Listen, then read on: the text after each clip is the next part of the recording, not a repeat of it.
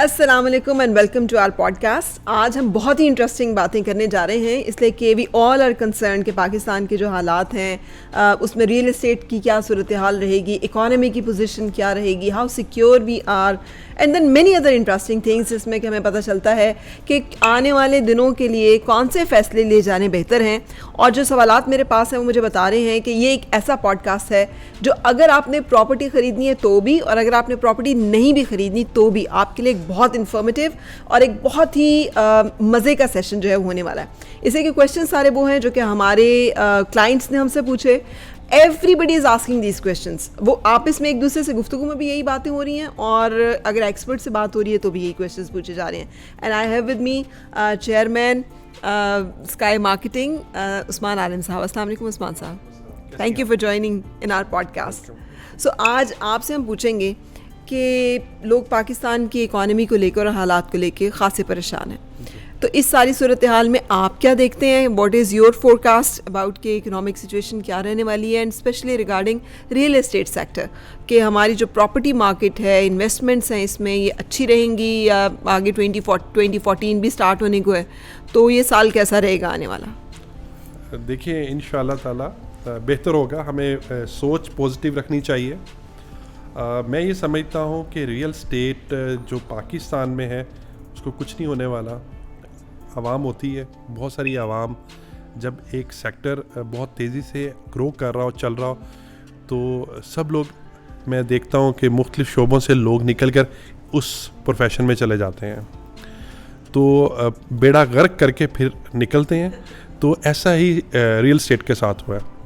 यानी कि जो जब एक ग्रो कर रही थी रियल एस्टेट की इंडस्ट्री, तो उसमें बहुत सारे लोग इन्वॉल्व हो गए जिस भी शोबे से थे। मैं नाम नहीं लूँगा, टिपिकली किसी एक को मैं टारगेट करूँ, तो सारी दुनिया रियल एस्टेट में आ गई। उससे ये जो एक्सपीरियंस लोग हैं वो तो समझदारी के साथ काम करते रहे, और जो अनएक्सपीरियंस लोग हैं ऑर्गेनाइजेशंस डेवलप कर ली, और उसके बाद बेड़ा गर्क होने के बाद वो छोड़कर चले गए। उन्होंने अपने क्लाइंट्स के साथ अनएक्सपीरियंस होने की वजह से गलत चीज़ें लेके दी, जिसकी वजह से उनको लॉसेस हुए। और मैं समझता हूँ रियल एस्टेट पाकिस्तान में अभी भी फ्लोरिश करेगी और लोग अर्न करेंगे, लेकिन वो जेन्युइन चीज़ें होंगी। लाइक जहाँ आप अपना घर, अगर आपकी रियल एस्टेट बिक नहीं रही तो आप अपना घर बना लो। अगर घर बना लिया आपने तो उसको रेंट आउट कर दो, वो जगह चलेंगी। इन हैंड जो प्रॉपर्टी, इन हैंड प्रॉपर्टीज भी ऑन ग्राउंड प्रॉपर्टीज है, वो बल्कि उनका रेट बड़ा भी है और रेंट भी बड़ा है उनका। और इस्लामाबाद में ऐसी जगह हैं जहाँ पे आज भी लोग अर्न कर रहे हैं और पैसा अपना कमा रहे हैं। राइट, तो हम इस पे आते हैं कि फिर जब आपने इन्वेस्टमेंट करनी है तो किन चीज़ों को देखना है। लेकिन एक और बहुत इम्पॉर्टेंट एस्पेक्ट जो कि भी पिछले दिनों रिसेंटली एक स्टेटमेंट है स्टेट बैंक की, जिसमें उन्होंने कहा है कि अगर आपके 5 लाख रुपए तक का डिपॉजिट है बैंक में, तो वो बैंक उसका इंश्योरेंस देता है, गारंटी देता है सिक्योरिटी की। एनीथिंग बियॉन्ड दैट तो वो वी डोंट नो। सो उसके बारे में बताइएगा कि how it will impact the real estate market. Deputy governor साहब ने ये स्टेटमेंट दी है। मेरा ख्याल है आवाम को पता चल जाना चाहिए कि पाकिस्तान में बैंकों में भी पैसा सेफ नहीं है, और जिन लोगों ने शरह सूद बढ़ने की वजह से अपने पैसे रखे हैं, एक तो अल्लाह और उसके रसूल के साथ जंग है जी, आपके पैसे डूबेंगे। ऐसे बहुत सारे प्रोजेक्ट्स भी हैं जहाँ पे आज आप रकम देते हैं, वो उनके पास कौन सी चाबी है जो अगले दिन वो आपको रेंटल देना शुरू हो जाते हैं जी। और ये जंग है अल्लाह के साथ, आपको नुकसान होगा। बहुत सारी कंपनियां इसी वजह से बंद हुई हैं, और मैं ये समझता हूँ ये मॉडल 100% कामयाब नहीं है। एक तो यार मुस्लिम, ठीक है, हम लोग कभी भी इस तरह चीज़ों में कामयाब नहीं होंगे। और सेकंड थिंग, डिप्टी गवर्नर साहब ने जो कहा है बिल्कुल अच्छा बयान दिया है। रियल एस्टेट में पैसा लगाना चाहिए, आपका पैसा बिल्कुल महफूज नहीं है बैंकों के अंदर। शरह सूद की वजह से आपने पैसा रखा हुआ है, लेकिन आप अच्छी रियल एस्टेट खरीदेंगे जो आप यूज़ कर सकें। आप समझदार हैं, क्लाइंट समझदार है, पता नहीं क्यों वो ऐसा करते हैं। देखें, अल्लाह के साथ जब जंग करेंगे नाकामयाबी आपका मुकद्दर है। तो आपने दोनों बातों को उड़ा के रख दिया। एक तो ये कि आप ऐसे प्रोजेक्ट्स में, वही बहुत आजकल ये भी हाइप है कि आपने आज इन्वेस्ट किया तो ये तो बहुत बड़ा होटल है, इंटरनेशनल चेन है, आपको उसका रेंटल आना कौन सी शुरू हो चाबी गया। है? मुझे सिर्फ फरा ये बताइए कि आपने पैसे इन्वेस्ट किए और अगले दिन आना शुरू हो गए, ना वो रेंटल एक्चुअल रेंटल पे गई, ठीक है ना, वो क्या चीज़ है? मुझे ये लगता है उन्होंने वो पैसा लेते हैं आवाम से और बैंकों में रख देते हैं, राइट, ठीक है, ठीक है, या उसी मॉडल को उनका फिर रुकना नहीं है मॉडल, उन्हें पैसे भी देने हैं, एक से एक नया प्रोजेक्ट लेते आएंगे और जब रुकेंगे तो कोलैप्स कर जाएंगे। ठीक है। तो अब जब आपने अलर्ट कर दिया हमें और ये भी बता दिया है कि स्टिल देयर इज़ पोटेंशियल अगर आप सही अप्रोप्रिएट जगह पे इन्वेस्ट करेंगे, तो अब आप ये बता दें कि हाउ टू पिक इन हालात में कि पाकिस्तान में आजकल के हालात में भी इन्वेस्टमेंट आप कह रहे हैं प्रॉफिटेबल हो सकती है, और है तो वो कहाँ पर है? देखिए, मैं अपने प्रोजेक्ट्स की बात नहीं कर रहा कि यहाँ मैं मार्केटिंग करने के लिए अपने प्रोजेक्ट के लिए आज बैठा हूँ, नहीं। असल में आप कोई भी इस्लामाबाद के करीब तरीन जगह जहाँ पे आप इन्वेस्ट कर सकते हैं आपकी बजट के, आप मेन ब्लू एरिया में इन्वेस्ट कर लें। 100% कोई पाकिस्तान का मुल्क कहीं नहीं जा रहा, हम ये सोच लें कि पाकिस्तान का मुल्क कहीं जा रहा है और दिवालिया हो जाएगा, ऐसा नहीं। पाकिस्तान मौशी लिहाज से तो अभी वीक है, लेकिन पाकिस्तान के जो एसेट्स हैं ना वो बहुत रिच हैं। देखें, ये श्रीलंका नहीं है, छोटा सा कंट्री, ज़राअत के हवाले से हम खुद का फील है, अगर सिर्फ मैनेजमेंट का फ़र्क है। अच्छा उस्मान साहब, ये एक चीज़ बड़ी इंस्पायरिंग है आप में, you are always optimistic about things, कि आपको मिलके कोई मायूसी का, कोई बदली का पैगाम नहीं जाता, बंदे को लगता है सब ठीक है, सब खैर है। तो आपने अभी जो हमें इन्फॉर्मेशन दी है कि एक तो वक्ती तौर पे शॉर्ट टर्म गेन के प्रोजेक्ट्स में ना इन्वेस्ट करें जहाँ आपको हाइप बड़ी नज़र आए और फौरी तौर पे आपको कहीं कल से रेंटल ले लें और मौजूद वो है ही नहीं किसी जगह पे।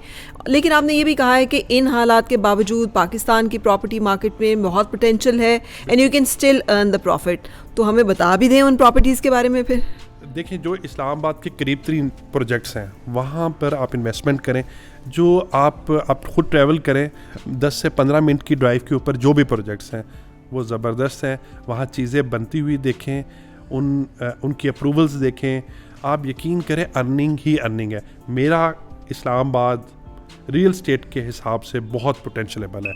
कराची, लाहौर, पेशावर वालों को मैं बताना चाहता हूँ, यहाँ लाखों लोग डेली विज़िट करते हैं, एम्बेसीज़ के अंदर आते हैं, अदारों के अंदर आते हैं, सुप्रीम कोर्ट आते हैं, मुख्तलिफ अदारे हैं, मुख्तलिफ जगह हैं।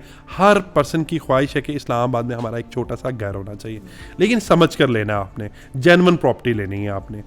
तो जब जेन्युइन प्रॉपर्टी की बात आती है तो इस्लामाबाद के करीब तरीन होनी ज़रूरी है, अप्रूवल्स हैं वहाँ पे आप इन्वेस्ट, टूरिज़म इतना है जी दिल्ली का, आप रेंटल अपनी प्रॉपर्टी को इजीली रेंटल कर सकते हैं, पर डे रेंट आउट कर सकते हैं। इस्लामाबाद के जितने होटल हैं फुल पैक होते हैं जी, ठीक है।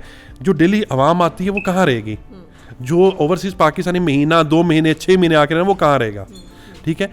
तो इस्लामाबाद इतनी जल्दी से फैल नहीं रहा कि बहुत बड़े लेवल पे फैल रहा हो तो वहाँ पे आप इन्वेस्टमेंट करें, नहीं। इस्लामाबाद करीब 3 जगहों पे आप इन्वेस्टमेंट करें और फ्रूटफुल रिजल्ट है। राइट। और एक चीज़ तो आपने बता दी कि डिस्टेंस आपने देखना है, लोकेशन आपने देखनी है, अप्रूवल्स देखनी है, ऑन ग्राउंड खुद विजिट कर सकते हैं तो करें। लेकिन ओवरसीज़ पाकिस्तानीज जो बहुत बड़े इन्वेस्टर भी हैं रियल एस्टेट मार्केट के और वो दूर बैठे होते हैं, तो उनको बताएं, क्योंकि स्काई मार्केटिंग एक बड़ा ट्रस्टवर्दी उनके लिए इदारा है जहाँ से वो समझते हैं कि हमें क्रेडिबल इन्फॉर्मेशन भी मिलती है और हमें रिलायबल इन्वेस्टमेंट के लिए अपॉर्चुनिटीज़ भी यहाँ से मिलती हैं। देखिए फ़रा, पता बात क्या है, मेरा ख्याल है जो ओवरसीज़ पाकिस्तानी वो ज़्यादा समझदार है, टेक्नोलॉजी को बहुत अच्छे से यूज़ करते हैं, गूगल मैप्स उनके पास है, डेली अपडेट्स पिक्चर्स लें, उस पर्सन से मांगे, ना कि सिर्फ एक सेल्स एग्जेक्टिव के ऊपर बैठे रहें, आपको जैसे वो गाइड करे वैसे आप लग जाए, नहीं।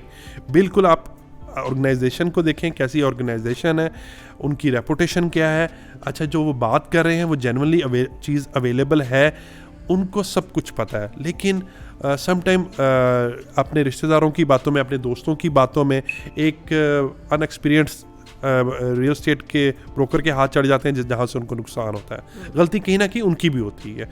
तो मैं ये समझता हूँ इस्लामाबाद में बहुत पोटेंशियल है, बहुत ज़्यादा पोटेंशियल है, सिर्फ आपने डिस्कवर करना है।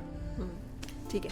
अच्छा, अब जब हम इस्लामाबाद के पोटेंशियल की बात करें तो आजकल दुबई की पोटेंशियल बड़ा डिस्कस हो रहा है। हर कुछ अरसे के बाद ना दुबई की मार्केट एकदम से रिसर्च करती है और दोबारा से एक दफ़ा बहुत ब्लूम वहाँ पे हम देख रहे हैं।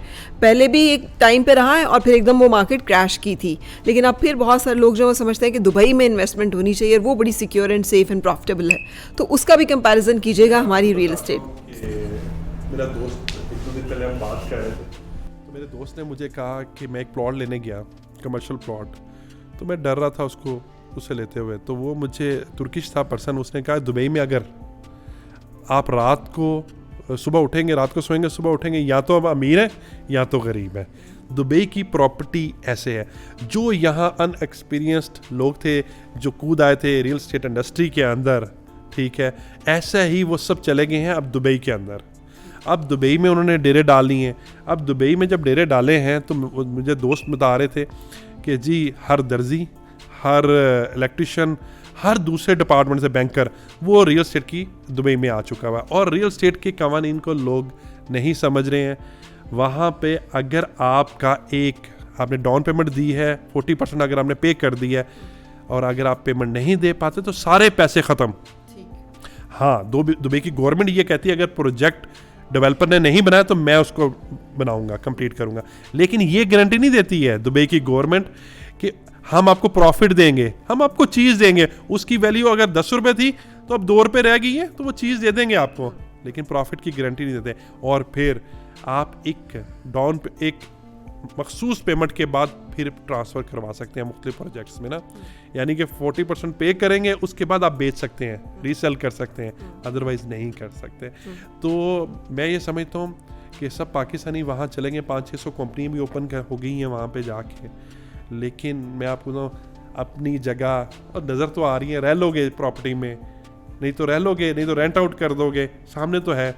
दुबई में फिर सर्विस चार्जेस उनके ऐसे हैं, मज़ा आ जाएगा। मैं समझता हूँ 6 महीने तक ना दुबई भी रियल एस्टेट बैठ जाएगी। ठीक, मैं 100% इस पे यकीन से कह सकता हूँ। बेचने वाले लेने वाले हैं इस वक्त, ठीक है ना, लेकिन रीसेल नहीं हो रहा वहाँ पे। अब स्टार्ट हो गया कि रीसेल नहीं हो रहा, अब चीज़ें बैठ रही हैं क्योंकि पूरी दुनिया से लोग आए।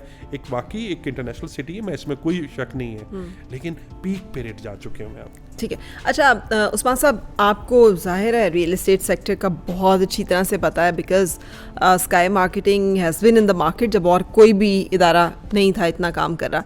So you have the complete background knowledge. आपने क्यों नहीं जंप किया इस तरह की अपॉर्चुनिटीज़ पे? Why you are always very picky and choosy about कि आपने प्रोजेक्ट्स कौन से लेने हैं, किसको मार्केट करना है और कौन से प्रोजेक्ट लॉन्च करने हैं? देखिए, मैं आपकी बात बिल्कुल ठीक है। मैं ये समझता हूँ अपने मुल्क के अंदर बहुत पोटेंशियल है। आप लंदन यूके चले जाएं, वहाँ पे आप इन्वेस्टमेंट करेंगे, आप प्रोजेक्ट बनाएंगे, उतनी अर्निंग नहीं है जितनी पाकिस्तान में। दुबई में भी ऐसा ही है।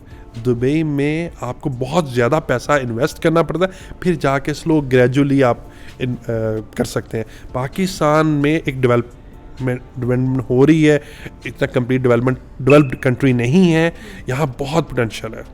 आप इंडिया में देखें, अदाकारों के देखते हैं ना, अपार्टमेंट का रेट 1 बिलियन 2 बिलियन, यहाँ पे भी क्या रेट्स हैं? कुछ भी रेट्स नहीं। और इस्लामाबाद कितना खूबसूरत है, क्या कमी है इस्लामाबाद में?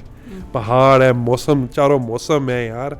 और मैं आपको तो जेन्युइन चीज़ हो, ये सीडी की प्रॉपर्टी क्यों नहीं गिरती है?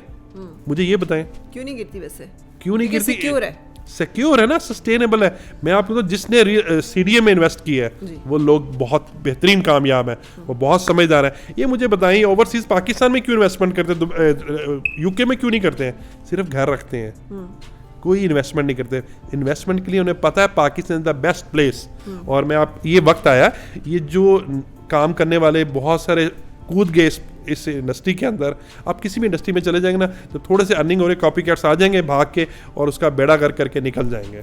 वैसे जो आपने बात की है ना, शायद बहुत सारे लोगों को इल्म भी हो, जब दूसरी जंग अजीम हुई थी तो वो जापानी जो कि 2nd and 3rd जनरेशन थे, यानी जिनके आबाओ अजदाद कहीं 100 साल पहले मूव किए थे और अमेरिका में आए थे, उनको भी उन्होंने उठाकर तो कैंप्स में डाल दिया था और कहा था वापस चलो अपने मुल्कों में। तो वो उनका कोई ताल्लुक ही नहीं रह गया हुआ था। सो अपना मुल्क जो है वो it's always your own country, so उसको ओन करना।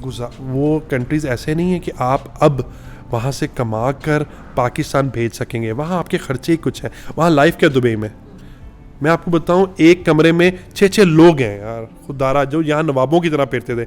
ये हमारा रॉयल कंट्री है यार, आपकी लाइफ रॉयल है, ठीक है ना। आप मज़े से अब जीते हैं अपने मुल्क में, है तो अपना मुल्क ना। थोड़ा सा इसने, मैं अगर कहूँ मुझे इस मुल्क ने सब कुछ दिया है, इस शहर ने दिया, मैं ये भी कहूँगा, तो मैं इस शहर को क्यों छोड़ के जाऊँ। मेरी माँ यहाँ पे, मेरे फादर की कब्र यहाँ पे है। आपकी एक एफिलेशन होनी चाहिए, इतने सेल्फिश नहीं होना चाहिए आपको भी। लेकिन आप जब ये कहते हैं जी मुल्क में क्या दिया, देखिए आपने क्या सिंसियरली काम किया इस मुल्क में। आप तो एक प्रोफेशन को सिंसियरली नहीं कर सकते। आप प्रोफेशन को देखिए, कोई भी प्रोफेशन को 2-4-5 साल का एक्सपीरियंस होना चाहिए, ठीक है ना। आप किसी की सीवी देखता हूँ 6 महीने का एक्सपीरियंस, साल का एक्सपीरियंस, ठीक है ना। इंटरनेशनल स्टैंडर्ड्स के मुताबिक तो चले ना। वहाँ जाकर आप बंदे के पुत्र बन जाते हैं, सारे कवानीन को फॉलो करते हैं, पाकिस्तान में फॉलो नहीं करते आप। फिर आप कहते हैं जी मुल्क ने क्या दिया, ब्लेम गेम शुरू कर देते हैं। Pakistan the best place for investment, for business. थोड़ी आज नाउमीदी है, कल उम्मीद इस तरह आएगी कि मज़ा आ जाएगा, मेरा ख्याल है। अच्छा, जिन लोगों ने इन्वेस्टमेंट की हुई है वो स्टक है समहाउ, कि उनको जो वादा किया गया था कि ये बस 2 महीने में डबल और 6 महीने में, वो बच्चे थे वो नहीं, आज तो वो बच्चे थे। आज हर ऐप है, हर चीज़ है, अवेलेबल है। उन्होंने भी, हम भी लालची होते हैं। हाँ। जब लालची हैं तो फ्रॉडिये भूखे नहीं मरेंगे, ठीक है ना। देखें कुछ, अब मैं यहाँ पे दूसरी चीज़ बताना चाहूँगा। कुछ ऐसे प्रोजेक्ट्स होते हैं जहां आप छोटी रकम इन्वेस्टमेंट करें। आप ब्लू एरिया में क्यों नहीं लेते हैं, आप जानबूझकर दूर एरियाज में लेते हैं। आपको भी पता है, गूगल से आपको सारा बताया जाता है, आप खुद विजिट करते हैं। कोई आंखें बंद करके इन्वेस्टमेंट नहीं करता। देखिए कम आमदनी वाला दूर ही लेगा, इस्लामाबाद के मेन ब्लू एरिया में नहीं मिलेगा, इस्लामाबाद के किसी सेक्टर में भी नहीं मिलेगा, उसको थोड़ा दूर ही मिलेगा। लेकिन उसका रिजल्ट भी टाइम से आएगा, 4 साल 5 साल बाद आएगा। लेकिन आप शॉर्ट टर्म कहते हैं, आप यहाँ पे लें, इस्लामाबाद में एक घर ले 35 करोड़ का, आज इन्वेस्टर रेट पे आ गया 35 करोड़ का, अगले दिन आपका 37 करोड़ ना 38 करोड़ का क्यों नहीं बिकता, 100% बिकता है। तो जिन लोगों ने ली हुई है प्रॉपर्टी वो रिटेन करें या अभी उसे नहीं, रिटेन होल्डिंग पावर होनी चाहिए, होल्ड करें। आपने किस देखें, इस्लामाबाद की चीज़ फ़ौरन बिकती है, लेकिन इस्लामाबाद से दूर है, आपने इंस्टॉलमेंट्स पे चीज़ें ली हुई हैं, तो इंस्टॉलमेंट्स कंप्लीट करेंगे तो फिर आपकी चीज़ें बेहतर हो जाएंगी, अगर उन्होंने जेन्युइन और अच्छे प्रोजेक्ट्स में ली हुई। ठीक है, लेकिन रिटेन करें। अभी घबरा के फेंकने की या भागने की या बिल्कुल ज़रूरत नहीं है ना। देखिए आप बहुत जल्दी क्यों डिसीजन ले रहे हैं, आपको क्या हो गया, पाकिस्तान के हालात ही ये ना थोड़ा सा हुए, ठीक भी हो जाएंगे। 5 साल इतने मज़े में, 4-5 साल इंजॉय किया है, हैपनिंग की है, मज़े किए हैं, ठीक है ना, पैसे आ रहे थे यार। ये भी मैं कहता हूँ ये ब्लेसिंग टाइम है, अपनी चीज़ों को ठीक करें। आपको सोचिए कि आपने कौन सा प्रोफेशन चूज़ करना है, उस प्रोफेशन में टाइम लगाएं, 4-5 साल लगाएं। PhD ऐसे नहीं बन जाता, ठीक है ना, टाइम हो तो बेहतर होगा सब कुछ इंशाल्लाह। बिल्कुल सही। अच्छा, कोई प्रोजेक्ट से नाम लेना चाहेंगे देखने वालों को, कि अगर वो आपकी बातें सुनकर। मैं तो अपने प्रोजेक्ट का नाम लेना चाहूँगा, स्काई हिल्स। आप उसका रास्ता देखिए गूगल से।